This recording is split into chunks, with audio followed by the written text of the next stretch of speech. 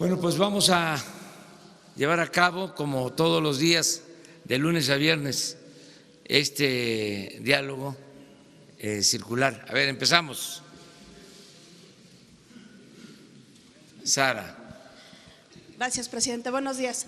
Preguntarle dos cosas. Uno, sale una grabación de un exalcalde perredista pues buscando bajar recursos federales para el tema del huachicoleo y apoderarse justo de esos programas sociales. ¿Qué información tiene usted y si también el alcalde de Villagrán estaría implicado, qué es lo que ustedes saben en estas reuniones de seguridad? Por otro lado, pues ayer ya finalmente se eligió a la ministra de la Corte y muchos cuestionamientos por ser el hecho de que es esposa del ingeniero Riobó.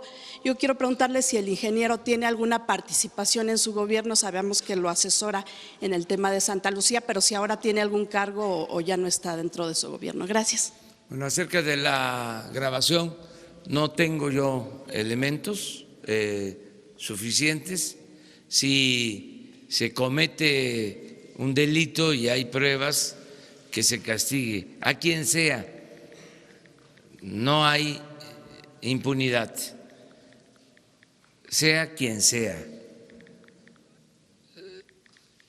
Ya, insisto, no es lo mismo, ya no hay protegidos, no hay influyentismo, el que comete un delito debe ser castigado. Acerca de lo de la ministra, me da mucho gusto que el Senado la haya elegido para ocupar ese cargo honroso, ser integrante de la Suprema Corte de Justicia de la Nación.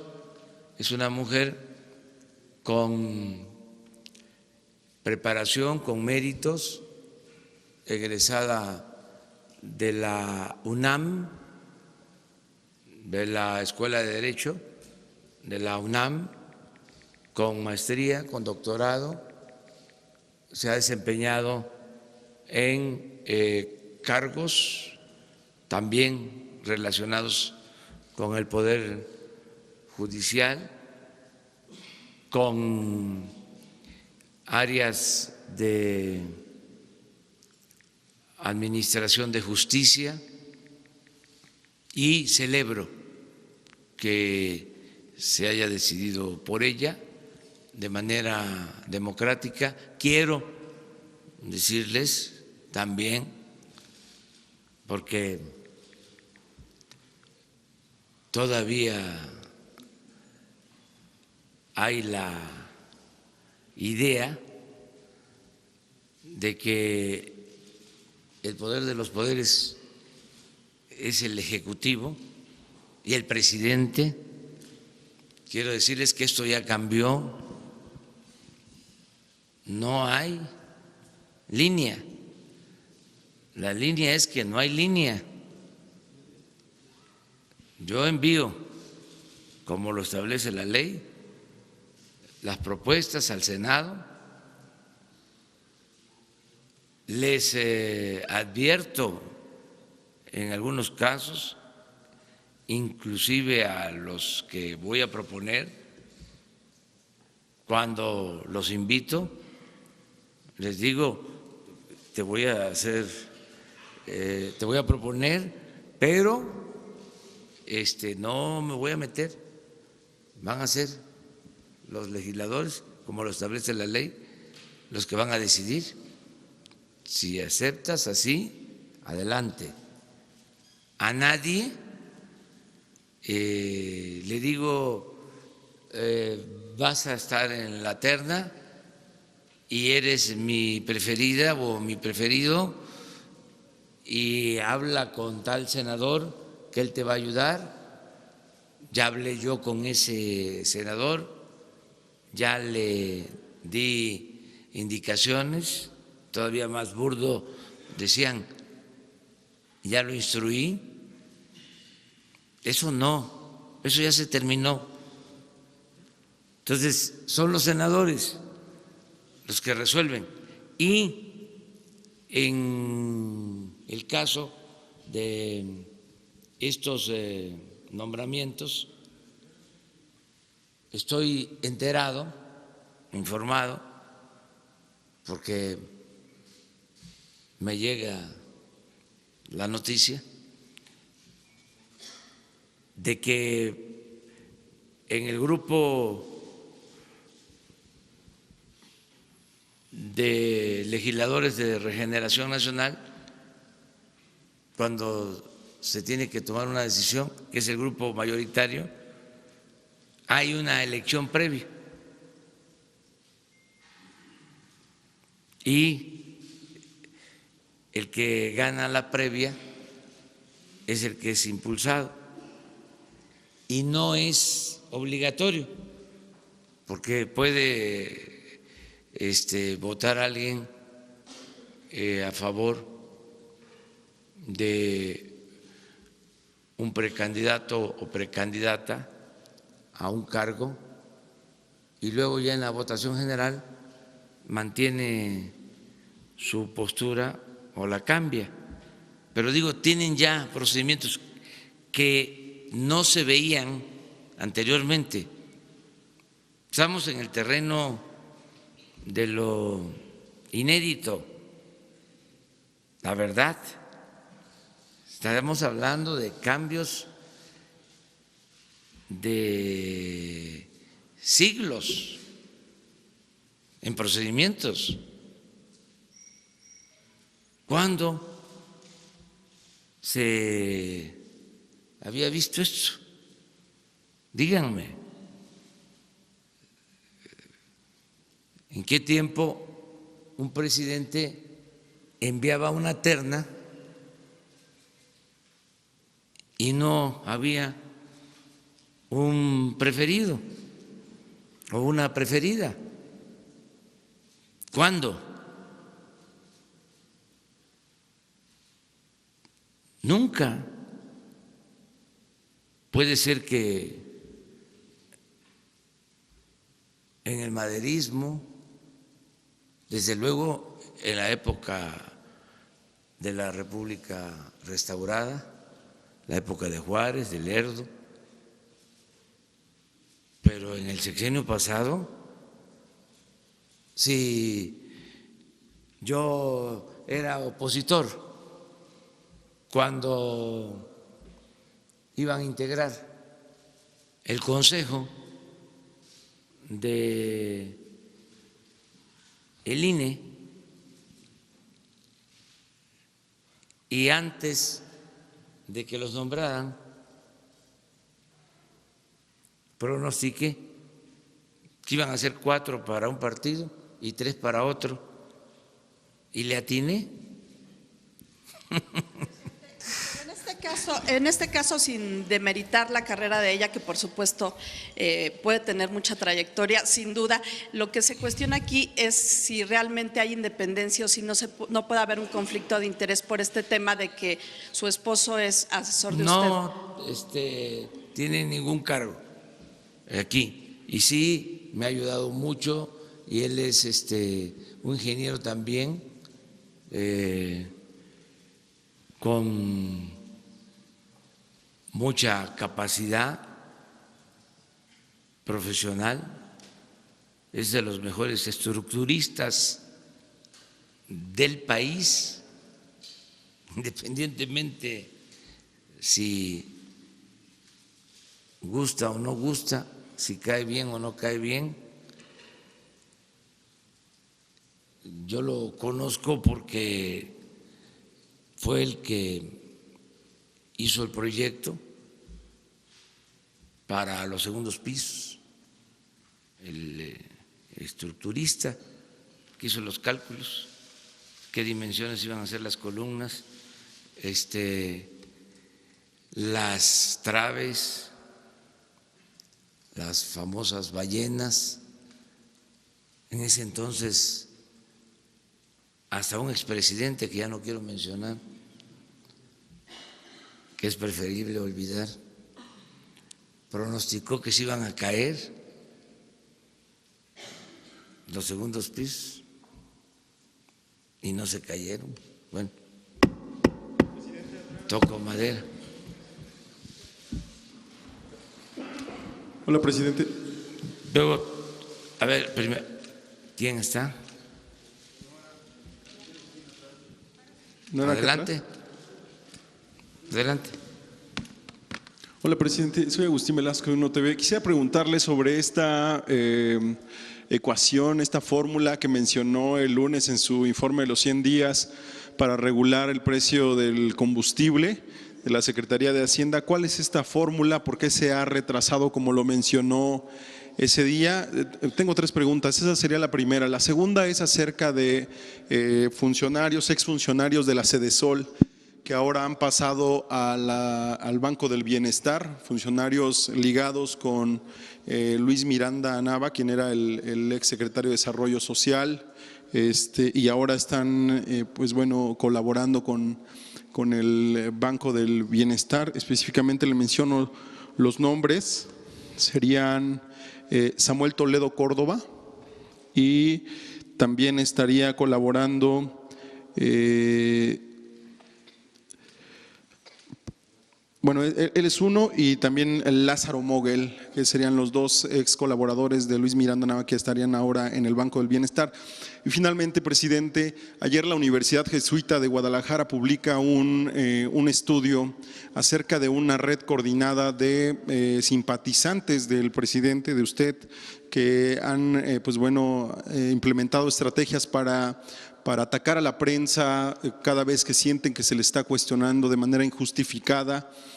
Artículo 19, esta organización que defiende la libertad de expresión, publica también una opinión acerca de que esta red se está apoyando también de algunos youtubers, de algunos blogueros que llaman a la prensa chayotera o vendida, y esto se adereza además con el discurso presidencial de llamar a la prensa fifí. ¿Qué opina de estos estudios que se publican?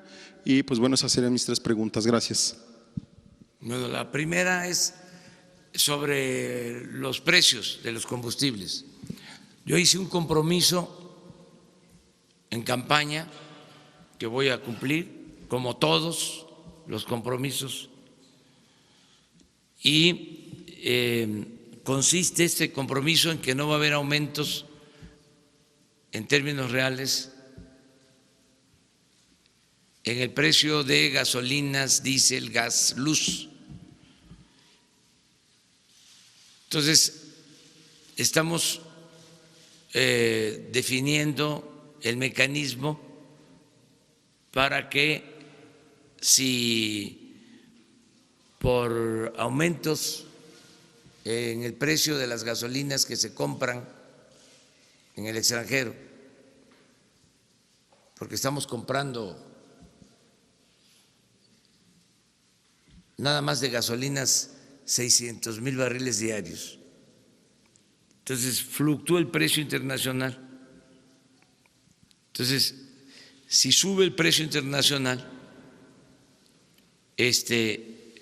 Pemex tiene que aumentar el precio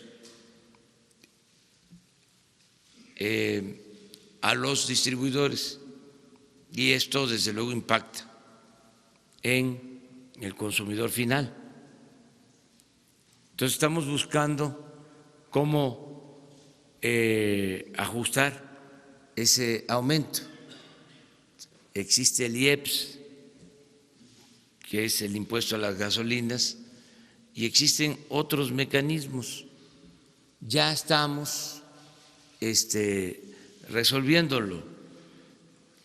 Dije en el informe que aumentó por encima de la inflación en este periodo la gasolina magna, el diésel, la luz,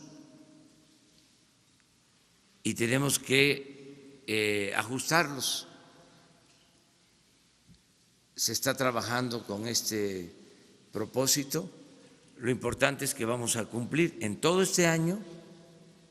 Si tenemos una inflación de 4.8, que es lo que llevamos hasta ahora, abajo de la inflación del año pasado, ¿sí? 4.8 anualizado, o sea, claro. Entonces, eso sería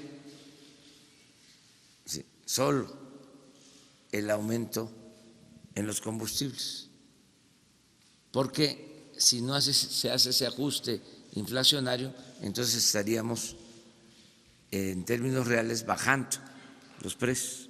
Entonces mi compromiso es no aumento en los combustibles en términos reales, y estamos definiendo el mecanismo para eso. Lo segundo, los colaboradores sí, de Luis Miranda. Tomamos nota, ya se ha definido, nadie que haya estado en dependencias y que tenga participación en actos de corrupción va a trabajar en nuestro gobierno. Entonces, por más que cambien, que pasen de una secretaría a otra, así como está sucediendo en este momento, que ustedes están haciendo esta denuncia y les agradecemos mucho, y hablo de ustedes para no personalizar y que no vaya a haber represalias en contra de nadie.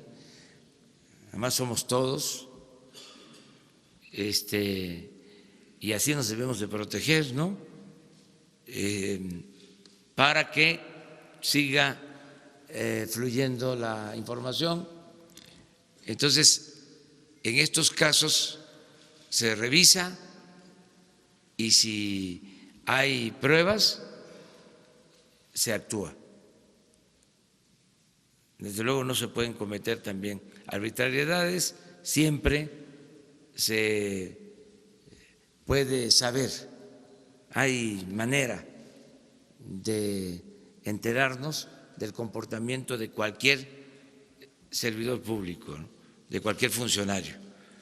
Pero no vamos a reciclar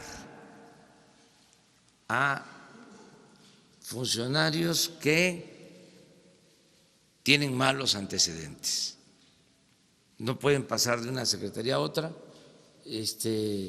siendo los mismos que permitieron actos de corrupción o demostraron ser muy ineficientes.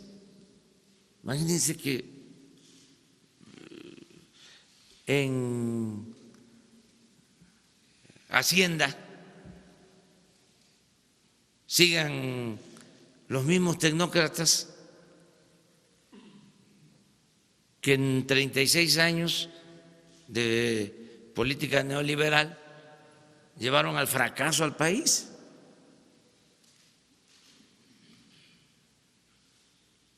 ¿Cómo? Si la gente lo que quiere es una transformación, ¿cómo una persona que promovió, impulsó, ejecutó la llamada reforma energética, que resultó un fracaso, va a seguir trabajando con nosotros? Hasta por honestidad deberían de decir, ya me voy, no estoy de acuerdo con ustedes, y además acepto de que no se produjo más petróleo como yo lo decía, no se produjeron más gasolinas, se siguió arruinando la petroquímica, aumentó el precio de los combustibles, hubo menos inversión pública y privada, se endeudó Pemex, se endeudó la Comisión Federal de Electricidad. Y entonces yo, que defendía la reforma energética y que decía que era la panacea, todavía con cinismo, conchudo, hago como si nada hubiese pasado y me quedo a trabajar en un nuevo gobierno que tiene una política económica distinta. Es un asunto de honestidad. Por eso también mi cuestionamiento a la prensa fifí, para contestar tu tercera pregunta, porque son conservadores con apariencia de liberales, son especialistas en la simulación. Ahora resulta que este estudio nos cuestiona porque hablamos de la prensa conservadora, de la prensa fifí, y a ver, ¿quién hace el estudio? ¿Qué universidad es? Es la Universidad Jesuita de Guadalajara. ¿No piensa, presidente, que esto generaliza una idea en contra de la prensa en general? No, no. El que nada debe, nada teme. O sea, o ustedes se sienten de la prensa fifí. Este es otro asunto. Además, lo dije el lunes, es muy interesante el debate, muy interesante. O sea, fuera máscaras, nada de que soy independiente, soy objetivo, soy profesional, no tengo partido, no represento a nadie. No, además es mejor decir, yo tengo esta postura y nosotros ejercer nuestro derecho de réplica. Malo sería si de parte del gobierno hubiese una actitud de persecución, esto que salió a denunciar el periódico Reforma, ¿no?, que por una deuda o supuesta deuda de 20,000 pesos se le está hostigando porque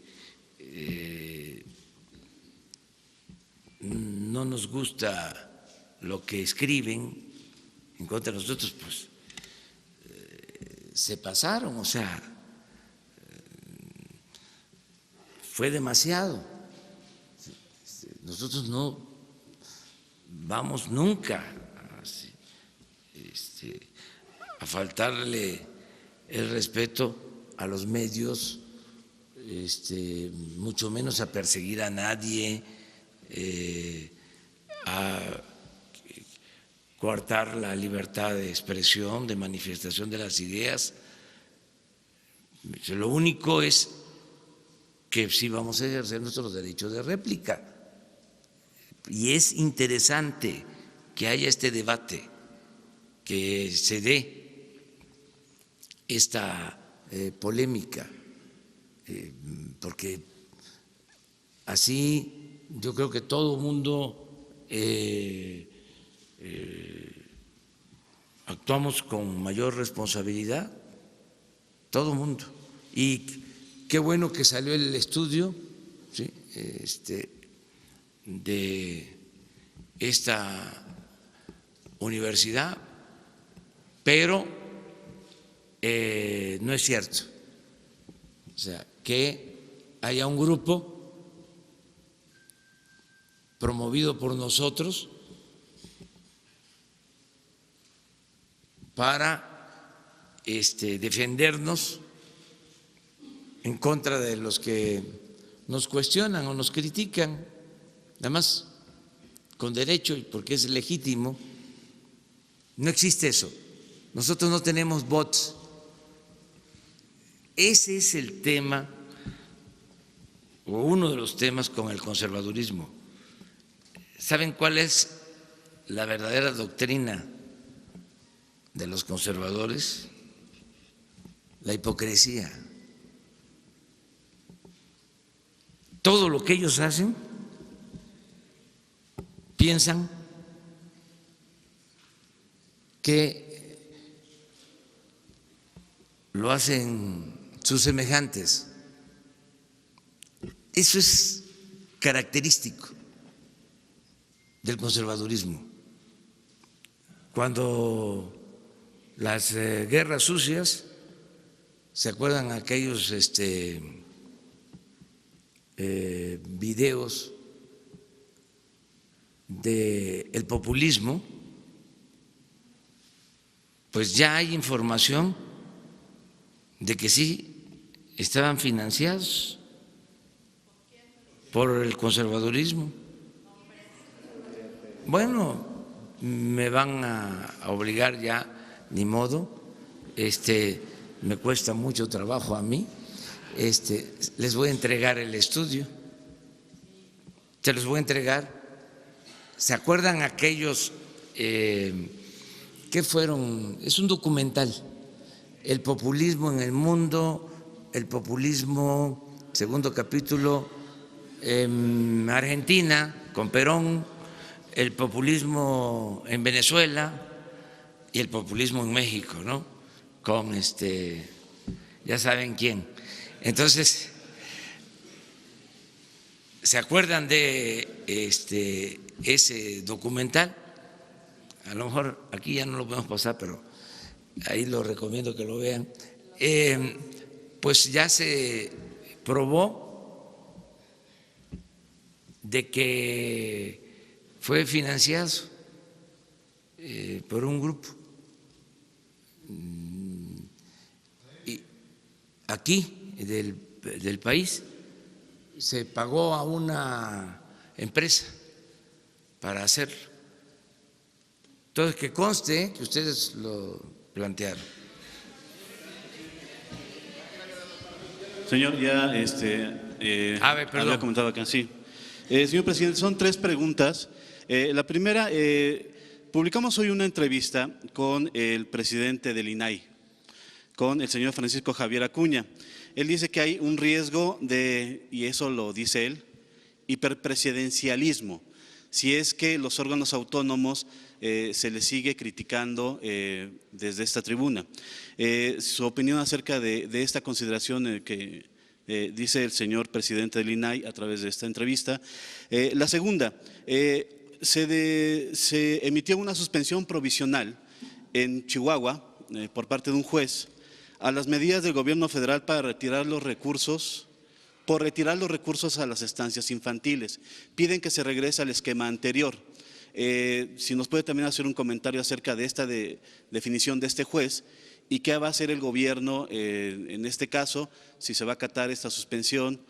Todavía sigue el proceso de juicio, de amparo evidentemente, pero mientras, ¿qué va a hacer el gobierno ante esta suspensión provisional? Y la tercera, señor, aquí habíamos comentado hace unos días acerca del delegado especial en Veracruz, que es el caso que documentamos varios, que estaba recibiendo un salario superior al suyo. Nada más para saber si ya se corrigió esto y si ya el salario de este funcionario ya no rebasa el del presidente de la República. ¿Qué información tiene al respecto, por favor? Bueno, lo primero es… lo de la entrevista del presidente del INAI, Sí. Francisco Javier Acuña. Sí, pues somos libres, voy a ejercer mi libertad siempre digo lo que pienso, responsablemente.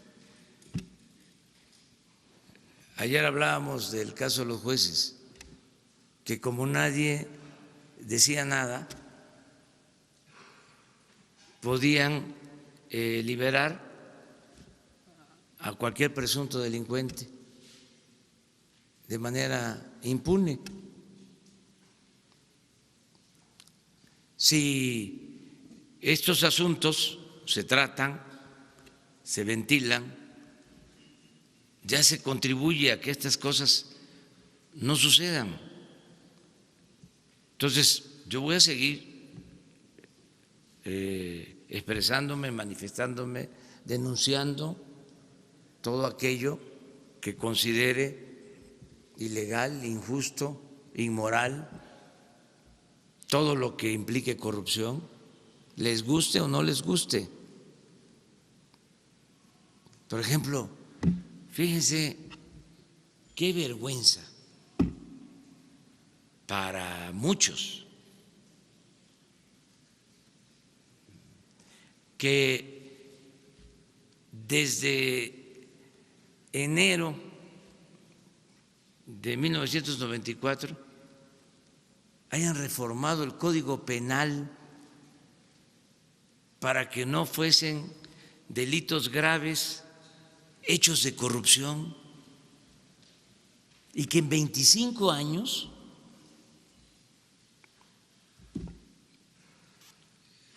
se consideraran como no delitos graves hechos de corrupción. ¿No les parece vergonzoso? Y en ese tramo se crearon todas estas instituciones. ¿Cómo se llama esta? El Se ha INAI. referido en ocasiones al INAI. ¿Pero cómo se llama? ¿Cuál es sus...? Instituto Nacional de Acceso a la Información y Acceso a la Información. Sí. Imagínense,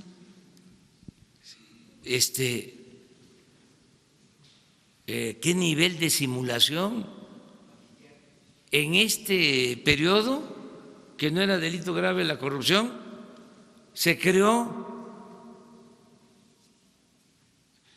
el Consejo Anticorrupción y nadie dijo nada de que no se podía crear un Consejo Anticorrupción si antes no se modificaba la Constitución para convertir en delito grave hechos de corrupción, porque si no, ¿qué iban a hacer?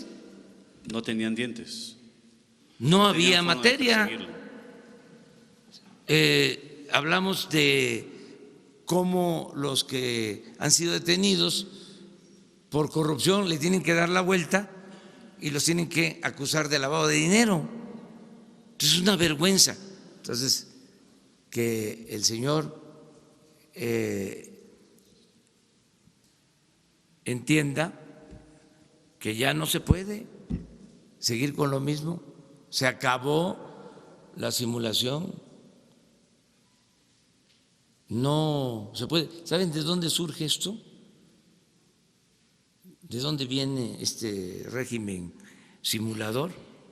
El artífice de la política de la simulación fue Porfirio Díaz. Porfirio Díaz tenía la máxima de que la Constitución se cumplía o se respetaba en la forma para violarse en el fondo. Entonces, todo era formalidad. Nunca dejaba de cumplirse con las formas. Todo era escenográfico.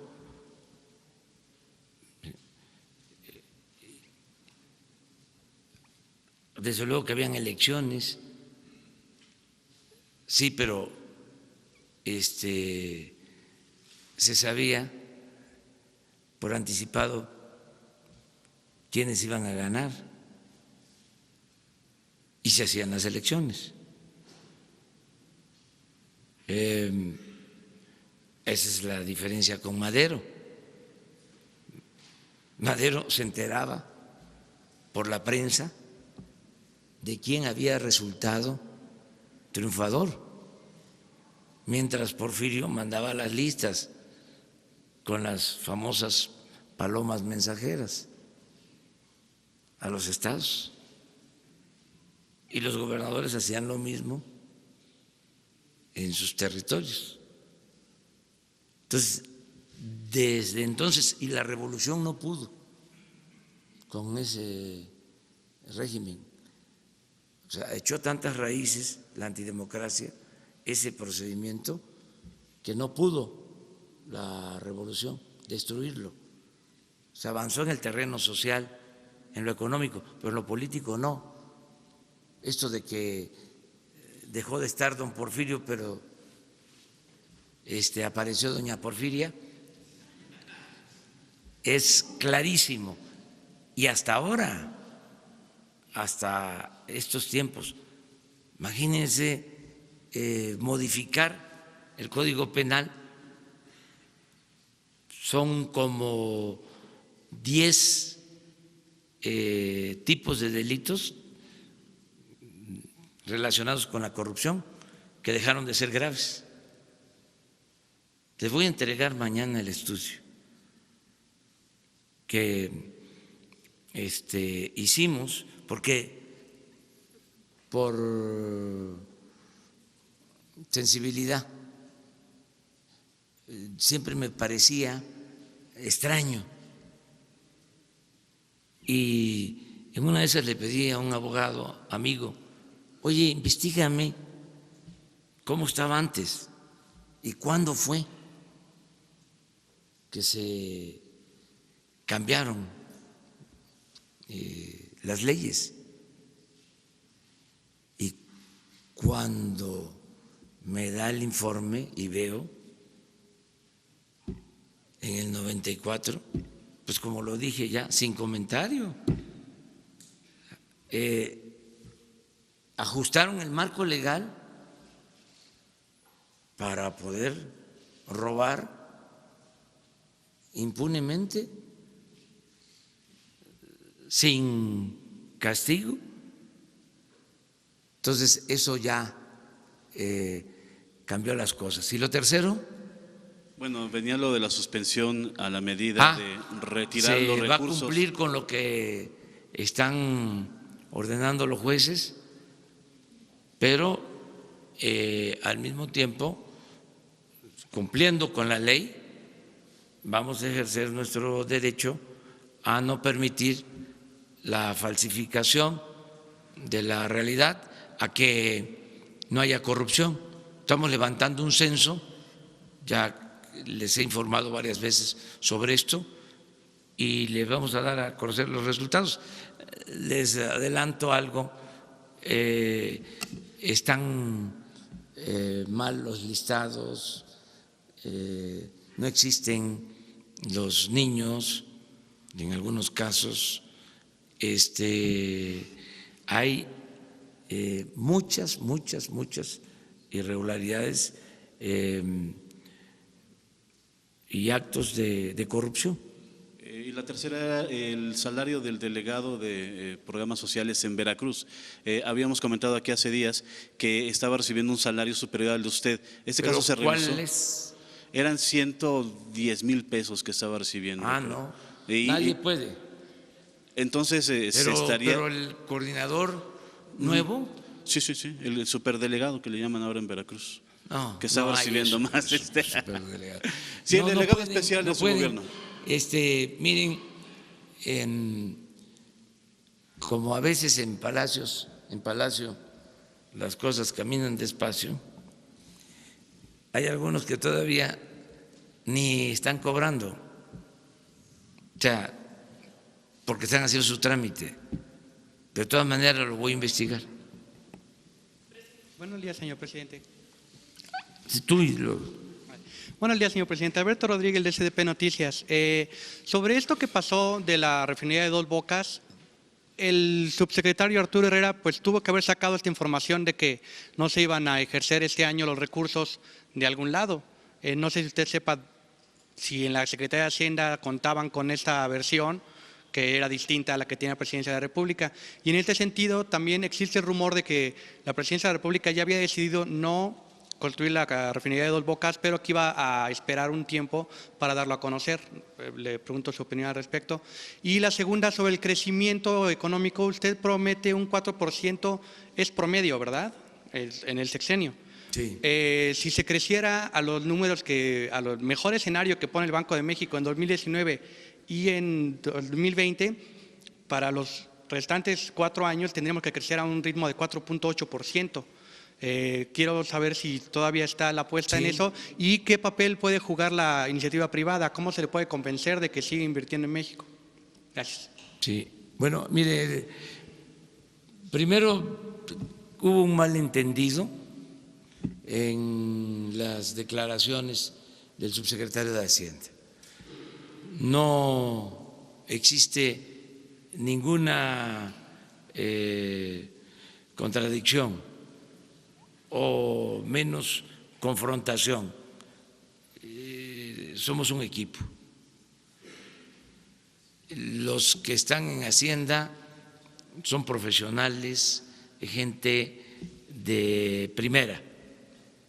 Les tengo toda la confianza y desde luego todo mi apoyo, todo mi respaldo y respeto, porque muchas veces me hacen planteamientos donde yo tengo o puedo tener alguna duda, y como sé que se trata de muy buenos profesionales de la economía, muy buenos,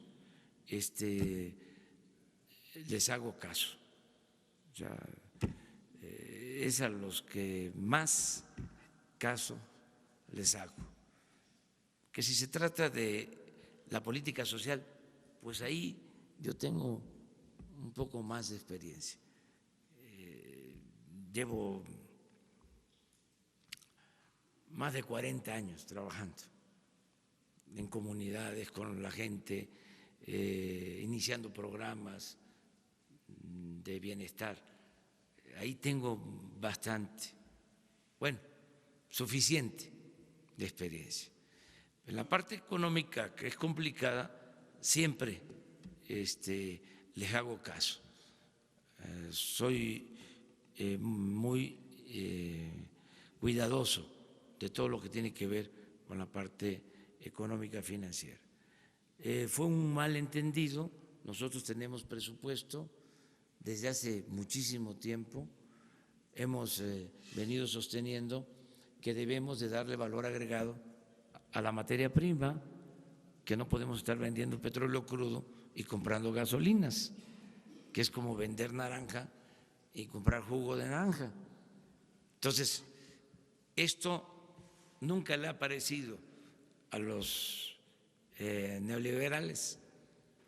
O sea, es una diferencia que tenemos, ¿sí? Porque ellos apuestan más, ¿sí?, a que se venda el petróleo crudo, y que como vivimos en un mundo globalizado, pues eso decía Aspe desde la época de Salinas, se puede comprar afuera lo que se necesite. Nosotros no coincidimos con eso. Nosotros pensamos que debemos de producir en México lo que consumimos, y eso es lo que hacen en otros países,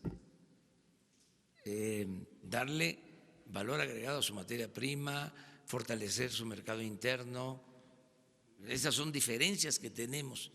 Entonces, sí queremos refinar. Lo que pasa que con la situación en que dejaron el país y al sector energético, pues ahora tenemos que producir petróleo, tener materia prima para poderla procesar, para poderla refinar y convertirla en gasolinas. Pero sí vamos a eso, vamos a la autosuficiencia, a que no se compre gasolina en el extranjero. Entonces, por eso la rehabilitación de las 6 refinerías y la construcción de la nueva refinería de Dos Bocas. Y está en el presupuesto de este año, 50,000 millones de pesos están presupuestados con ese propósito. Quedamos que en 3 años la vamos a terminar para utilizar todo el petróleo que se produce en la sonda de Campeche y en los campos petroleros de tierra de Tabasco, de Veracruz, y refinar ese petróleo en Dos Bocas. Se escogió Dos Bocas porque esa es una terminal que se utiliza para mandar petróleo crudo al extranjero. Por ahí salen alrededor de 1 millón de barriles diarios al extranjero por Dos Bocas. Entonces, como están las instalaciones, ahí es el sitio más adecuado para construir la refinería. Entonces, sí vamos a construir la refinería. Lo otro que planteabas. Sobre el crecimiento y sobre cómo convencer a los empresarios de que inviertan para llegar a esa meta. El crecimiento, está creciendo la economía poco y va a ir creciendo cada vez más, ¿sí? Y el promedio es 4% como meta en el sexenio, lo que significa que vamos a crecer cada vez más.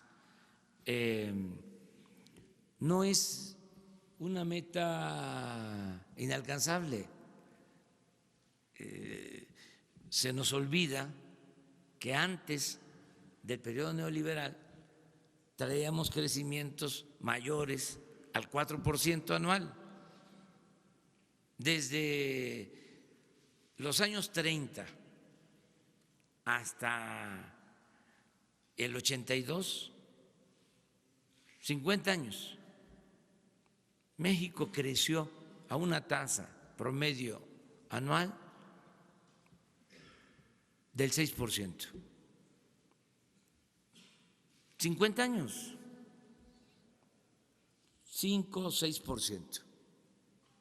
Lo mejor fue el llamado periodo del desarrollo estabilizador con Ortiz Mena, 6%, además sin inflación, sin devaluación.